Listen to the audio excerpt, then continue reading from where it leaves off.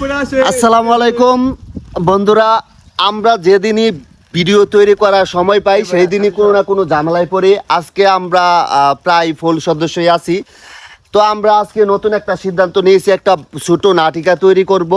কিন্তু এই বৃষ্টির জন্য আর সেই কাজটা করতে পারছি না। আমরা মোটামুটি ভিডিও তৈরি করার জন্য প্রস্তুত, এবং আজকে ভিডিওর মধ্যে সবচেয়ে আকর্ষণীয় একটা জিনিস আছে, একটা কবিতা আছে, ঠিক আছে?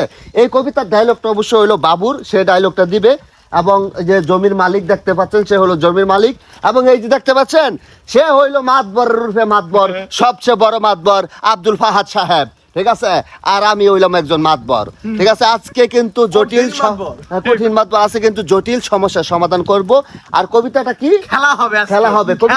কবিতাটা হলো, মাতবর সাপ এই যে আমার তাল গাছ, এইটাই আমার জমি, এইখানেতে বাস করি আমি, তালের আশায় আমি খাই না, তাল আমি পাই না, একটি যদি পাই অমনি ধরে বাড়িতে নিয়ে পিঠা বানাই খাই, করে বাড়িতে নিয়ে পিঠা বানাই খাই।